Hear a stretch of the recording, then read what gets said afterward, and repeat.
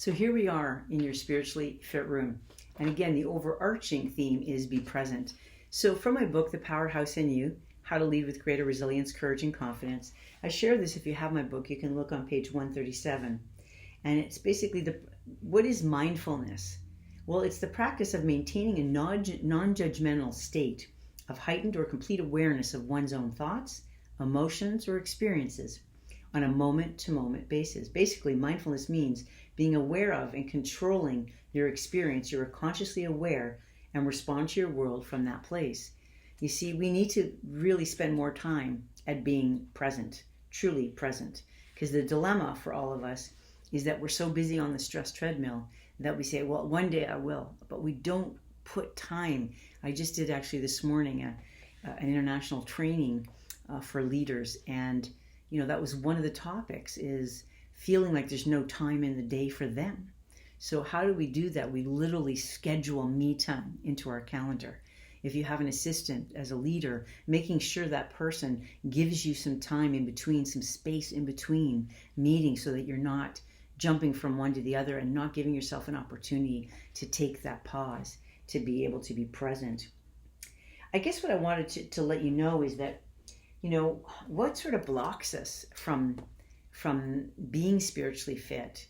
And I think a lot of it has to do with the fact that we're not being present. A lot of you know my story, that I suffered a very serious burnout. And so I know all too well, really what spiritually bankrupt feels like. In fact, I was mentally, emotionally, physically, and spiritually bankrupt. And so I know about isolation. I know about the exhaustion and the anxiety and fear-driven and the people pleaser, all of that, and feeling separate from others, feeling like, well, you somehow got it all together, but I didn't. And so it was obviously a distorted mindset. Maybe you can relate a little bit on those days when you feel off.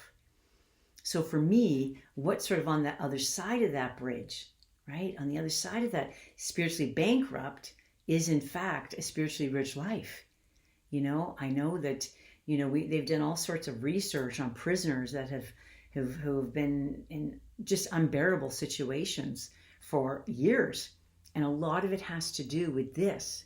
And how are they in fact seeing themselves in the future? Do they feel hopeful? Do they feel a sense of purpose? Is there something outside themselves that they want to participate in, or they want to give to the world?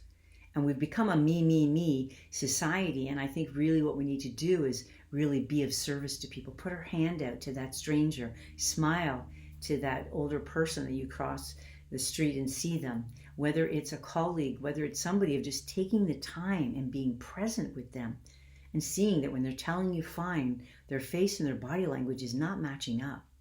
That's what fills our spirit when we step outside of ourselves and we are fully present for ourselves and then for others. Hope this is helpful. Have yourself a beautiful day. Remember, you are a powerhouse.